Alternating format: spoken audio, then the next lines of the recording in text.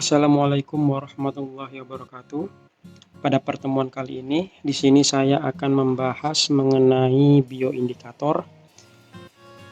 Adapun tujuan dari pertemuan kali ini, mahasiswa diharapkan dapat mengetahui, memahami, dan mampu menjelaskan mengenai bioindikator beserta dengan ruang lingkupnya yang akan disampaikan oleh saya sendiri, Oto Prasadi, SPI, MSI. Pada materi bioindikator ini akan ada beberapa submateri ya. Total ada 6 submateri, tetapi untuk pertemuan kali ini yang akan saya sampaikan terdiri dari 3 submateri. Yang pertama yaitu berkaitan dengan konsep bioindikator.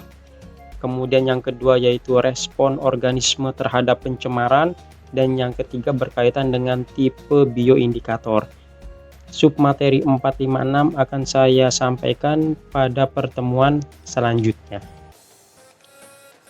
Nah, kemudian teman-teman baik mahasiswa maupun mahasiswi bisa mencoba mendeskripsikan atau mendefinisikan apa yang dimaksud dengan bioindikator.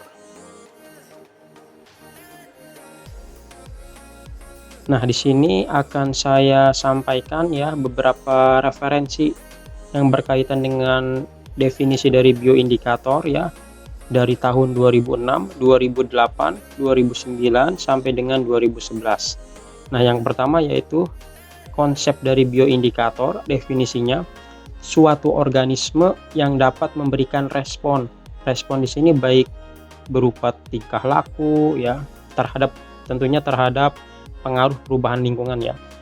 Indikasi, peringatan dini, representasi, refleksi, dan informasi kondisi atau perubahan suatu ekosistem yang biasa disebut bioindikator. Ini berdasarkan Wisman et al. Tahun 2006. Nah, kemudian definisi selanjutnya yaitu bioindikator adalah kelompok atau komunitas organisme yang saling berhubungan. Jadi antar kelompok ini ada hubungan ya, atau keterkaitan, yang keberadaannya atau perilakunya ini sangat erat berhubungan dengan kondisi lingkungan tertentu. Jadi ada hubungan antara biota satu dengan biota lainnya dengan lingkungannya, sehingga dapat digunakan sebagai satu petunjuk kualitas lingkungan atau uji kuantitatif, jadi berdasarkan jumlahnya ya. Ini berdasarkan Setiono, Sutarto, dan Triatmojo ya, tahun 2008. Nah, kemudian definisi selanjutnya yaitu suatu organisme akan berkembang secara optimal pada kondisi lingkungan ideal. Komponen ekosistem yang tidak ideal berdampak pada perubahan mekanisme kehidupan organisme. Jadi artinya organisme tersebut akan optimal pertumbuhannya pada kondisi kualitas perairan baik fisik maupun kimia yang sesuai dengan organisme tersebut. Maka nanti akan ideal, kalau tidak berarti akan kurang ideal ya. Ini berdasarkan pribadi tahun 2009. Kemudian selanjutnya, bioindikator adalah makhluk yang diamati penampakannya ya, wujudnya, untuk dipakai sebagai petunjuk tentang keadaan kondisi lingkungan. Jadi adanya suatu organisme ini akan menentukan kualitas perairan tersebut itu seperti apa dan sumber daya pada habitatnya ya. Selain itu, bioindikator mampu mencerminkan kualitas suatu lingkungan atau dapat memberikan gambaran situasi ekologi. Ini berdasarkan Juliantara tahun 2011. Jadi bioindikator ini menunjukkan sensitivitas atau toleransi terhadap kondisi lingkungan, sehingga memungkinkan untuk digunakan sebagai alat penilai kondisi lingkungan ya. Jadi salah satu komponen penting dalam pengelolaan ekosistem ya, itu adalah bioindikator ya konsepnya.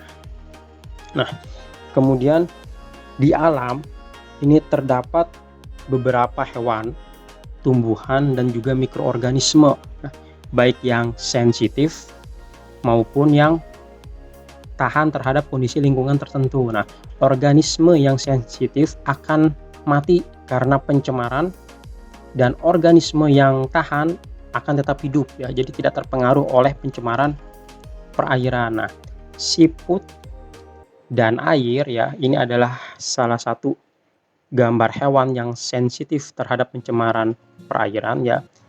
Siput air tawar ya, atau onga Jawa ya. Ini bahasa latinnya Radix rubiginosa ya. Jadi ini spesiesnya. Oke, back ya. Ini spesiesnya ya. Ini adalah klasifikasi ilmiahnya ya. Kerajaannya adalah Animalia, hewan.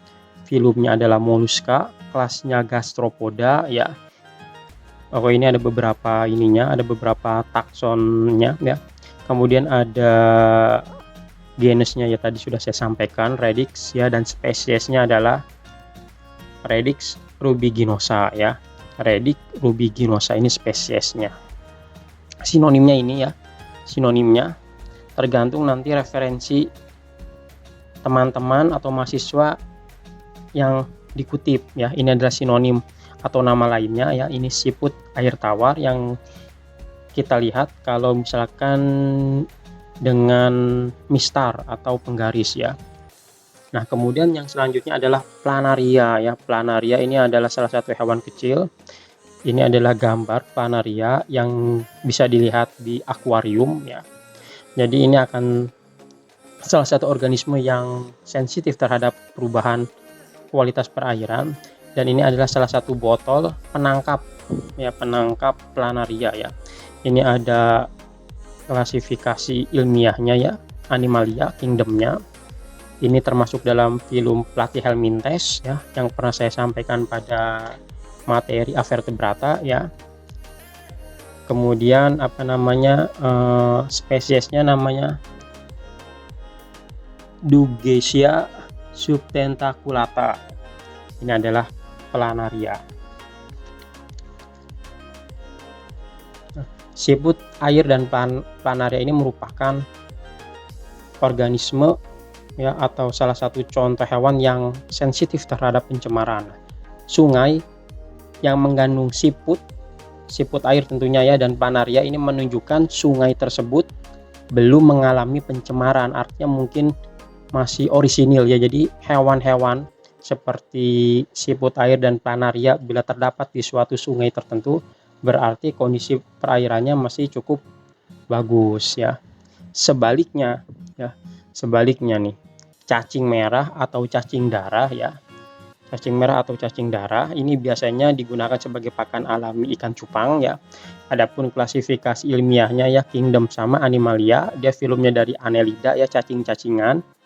Kemudian genusnya Tubifax ya. Ini berdasarkan Lamarck ya, 1816 ya. Spesiesnya adalah Lubricus tubifax ya. Ini Muller 1774 ya.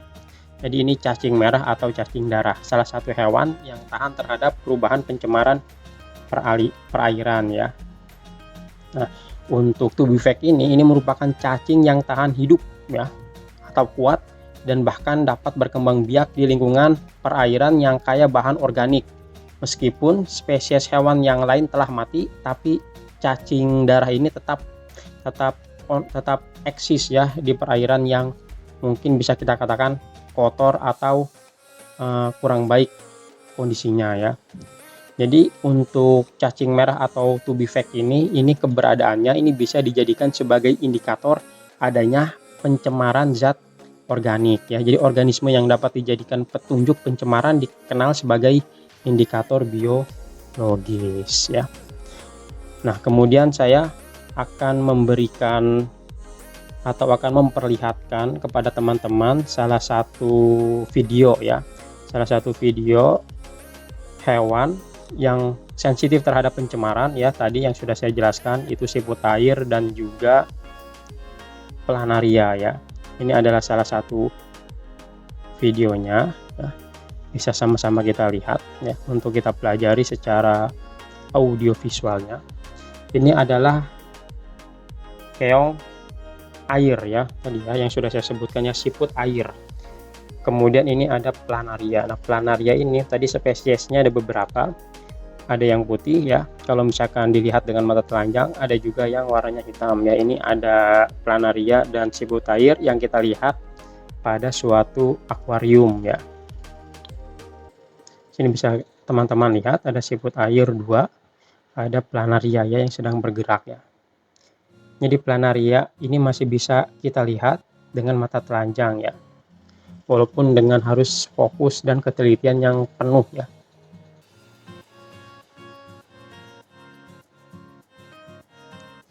Salah satu dari jenis planaria ini adalah hewan yang sangat sensitif terhadap perubahan kondisi lingkungan perairan, berbeda dengan tadi tubifax ya, yang tahan atau kuat terhadap perubahan perairan.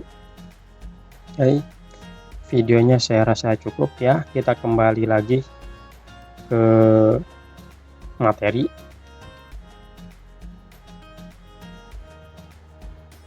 Kita kembali lagi ke materi. Ini sudah ya, kemudian tubifax juga sudah saya jelaskan tadi. Nah, menurut Kuniose dan Braga 2010 ya, ini adalah salah satu gambarnya ya, menurut Kuniose dan Braga tahun 2010. Organisme dalam habitatnya secara konstan mendapat pengaruh dari berbagai polutan ya, baik polutan yang dihasilkan oleh industri, domestik rumah tangga, dan lainnya ya. Polutan ini sangat mungkin berinteraksi dengan kehidupan organisme ya, mendukung suatu yang abnormal, dan hal itu mungkin dari tingkat molekuler ya, dari tingkat molekuler sampai dengan konsekuensi atau keadaan pada ekosistemnya, dari molekuler sampai dengan ekosistem ya. Nah, ini adalah suatu representasi skematik ya, representasi skematik dampak polutan terhadap sistem biologi ya. Jadi bioindikator ini dapat meliputi beberapa variasi ya, skala dari aspek makro molekul ya, kemudian ada sel, organ, organisme, populasi, sampai dengan ekosistem. Nah, sehingga bentuk indikator ya, bentuk indikator ini meliputi reaksi biokimia dan fisiologis. Kemudian yang kedua ini abnormalitas anatomi, artinya tidak sesuai anatominya, morfologinya, bentuknya ya, akibat dari respon pencemaran tersebut, jadi merubah anatominya ya secara adaptasinya, morfologinya, bioritme, dan tingkah laku. Jadi nanti kalau ada suatu pencemaran terhadap suatu perairan, pasti tingkah lakunya nanti yang tadinya biasa saja mungkin jadi agresif ya, dan hal lainnya. Kemudian perubahan populasi hewan ya, artinya populasinya mungkin ada yang berkurang ya kalau yang sensitif, ada yang meningkat kalau yang tahan terhadap perubahan kualitas perairan ya, atau tumbuh secara kronologis. Kemudian perubahan pada ekosistem maupun gabungan ekosistem, jadi ekosistemnya berubah, mungkin ada yang hilang ya, mungkin ada yang menjadi satu ya, melebur. Kemudian perubahan pada struktur ataupun fungsi ekosistem, dan perubahan bentuk lahan atau landscape. Jadi ada 6 ya, ini kegabung ya. Jadi timbulnya variasi dalam suatu populasi ini tergantung pada sensitivitas terhadap fluktuasi perubahan lingkungan, yakni interaksi antara spesies yang ada ya, tentunya dengan habitatnya. Nah, kemudian selanjutnya, efektif tidaknya suatu bioindikator yang digunakan itu ditentukan oleh keterkaitan ya, keterkaitan antara faktor lingkungan dengan parameter biologis. Jadi adanya keterkaitan faktor lingkungan dengan parameter biologisnya. Faktor lingkungan ini berpengaruh terhadap parameter biologis dalam bentuk hubungan sebab akibat ya, hubungan sebab akibat atau kausatif ya. Kemudian bila parameter biologis menjadi indikator, maka harus dipandang kebalikannya dari hubungan kausatif ya. Adapun syarat untuk menetapkan atau memilih organisme sebagai bioindikator ya, syarat untuk menetapkan atau memilih organisme sebagai bioindikator itu ada 5. Yang pertama ini takson yang tinggi atau lebih tinggi, harus memilih takson dengan taksonomi yang jelas ya tadi ya, klasifikasi ilmiahnya diketahui secara terperinci dan mudah diidentifikasi. Jadi nanti pada saat kita mendapatkan ya atau melakukan sampel di lapangan, ada suatu organisme yang perlu kita identifikasi, jadi harus jelas taksonominya ya, nanti biar ketahuan, oh ini spesies A ya, taksonominya seperti ini, atau apa namanya, klasifikasi ilmiahnya. Kemudian status biologi diketahui jelas, peka terhadap tekanan maupun perubahan lingkungan ya, karena juga sebagai bioindikator ya, yang rentan atau yang kuat. Kemudian organisme memiliki kelimpahan tinggi dan mudah disurvei atau diamati ya. Kemudian yang keempat, tersebar dalam ruang dan waktu. Dan yang terakhir, memiliki hubungan yang kuat dengan komunitas luas atau tidak memiliki hubungan kuat dengan komponen tekanan ya, tadi yang berkaitan dengan yang biota yang masuk ke dalam kategori yang sensitif atau yang kuat terhadap perubahan pencemaran perairan. Nah, kemudian selanjutnya ya. Nah, ini adalah lingkaran ya, lingkaran apa namanya, lingkaran hubungan ya, hubungan antara satu biota dengan biota lainnya dan habitat ya. Jadi lingkaran putih ya, yang putih ini, lingkaran putih pada gambar ini merupakan variabel lingkungan yang mencakup faktor-faktor yang dapat diubah secara langsung oleh gangguan ya, disturbance atau stres ya. Nah, perubahan ini kemudian dapat mempengaruhi organisme individu ya, populasi atau komunitas secara keseluruhan. Nah, kemudian cincin ya. Tadi ini adalah parameter-parameternya ya, yang terdiri dari substrat, temperatur ya, water velocity, nutrien atau nutrisi ya, pencahayaan ya. Nah, cincin berwarna terluar yang mewakili organisme individu, maksudnya ini ya, organisme individu seperti ikan trot ya, kemudian ada Pteronarsi salmon fly, ada juga Paedodactylum diatom ya. Nah, kemudian cincin yang berwarna di tengah ini mewakili populasi organisme tersebut, dan cincin berwarna yang paling dalam ini mewakili komunitas di mana ketiga spesies hidup berdampingan ya. Jadi gangguan ya atau disturbance dan stres ini dapat secara positif atau negatif mempengaruhi sumber daya energi ya, baik makanan, cahaya, kemudian interaksi biotik, baik persaingan ya, kemudian predasi itu saling memakan ya, kemudian herbivora ya, dan fisik, kecepatan air tadi ya, substrat, tempat organisme menempel serta bertelur ya, atau lingkungan kimia misalnya nutrisi. Lingkaran keterkaitan antara organisme satu dengan organisme lainnya beserta dengan lingkungannya. Nah, kemudian selanjutnya adalah tipe indikator. Nah, untuk tipe indikator ini menurut Setiawan 2008 bahwasannya bioindikator dalam aplikasinya ini dikelompokkan ke dalam 3 kategori.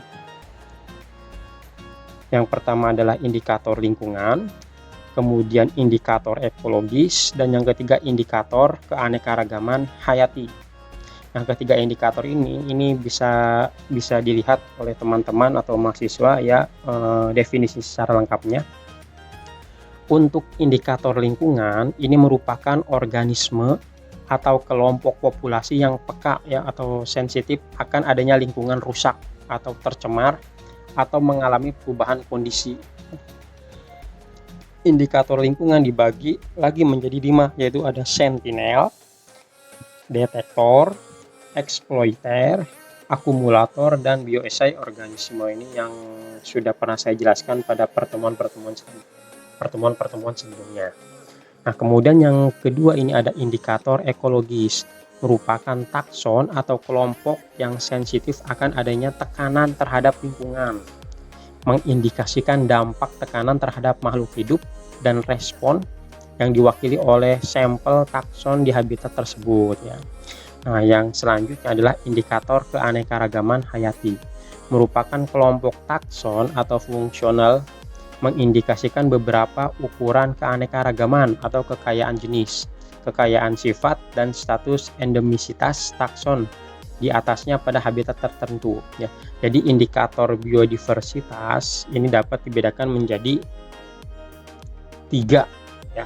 Jadi indikator biodiversitas ini dapat dibedakan menjadi 3 kelompok, yaitu kelompok referensi, kelompok kunci, dan kelompok vokal ya.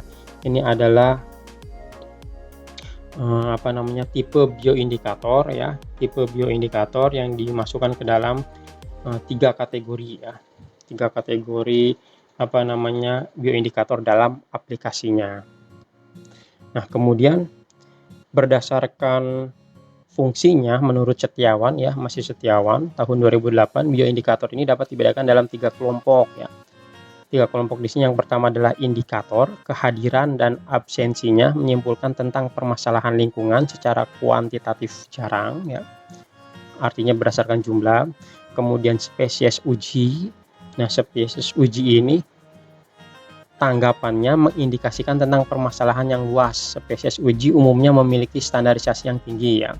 Nah, kemudian monitor ini menyediakan bukti akan adanya perubahan, kesimpulan kuantitatif ya.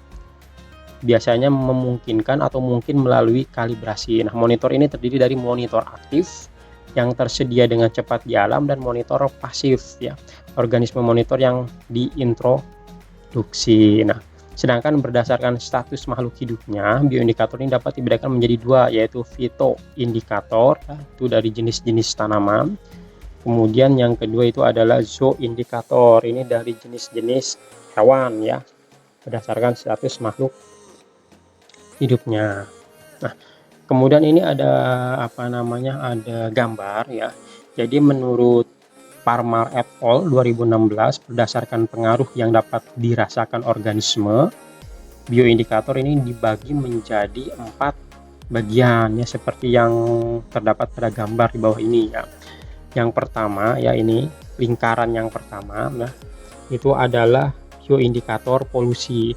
Nah, bioindikator polusi ini merupakan spesies yang diketahui sensitif terhadap polusi atau mampu mendeteksi adanya polutan di udara ya.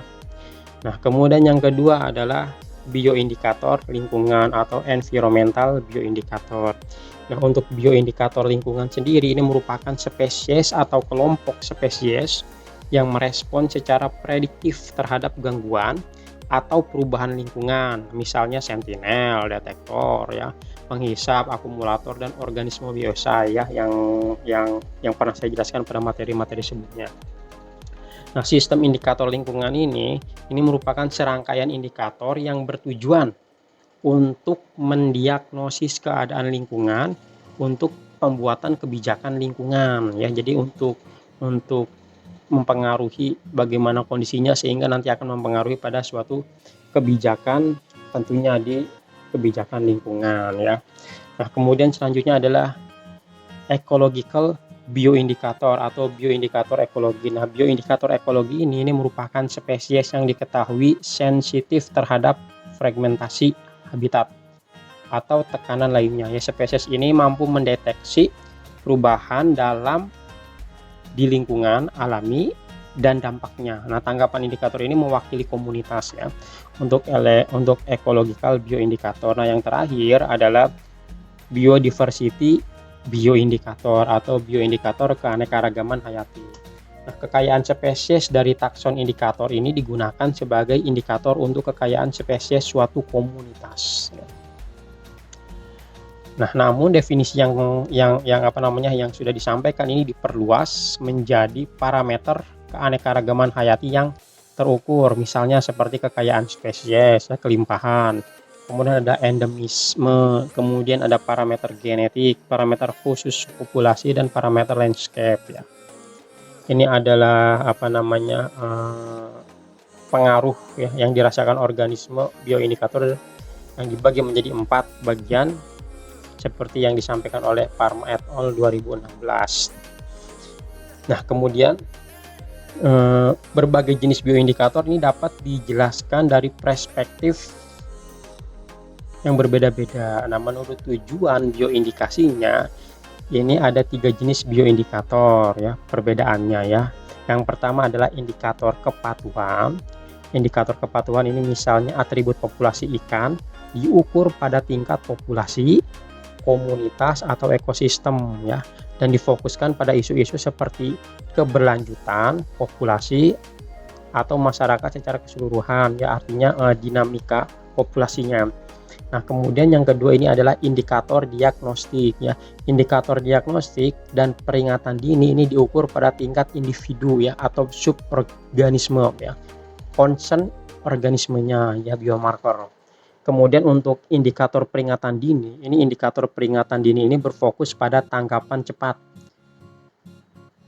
dan sensitif terhadap perubahan lingkungan. Akumulasi dari bioindikator ini misalnya adalah kerang adalah filter feeder ya, lumut. Nah, dibedakan dari efek toksik dari bioindikator dengan efek yang dipelajari pada tingkat organisasi biologi secara berbeda ya. Ini adalah materi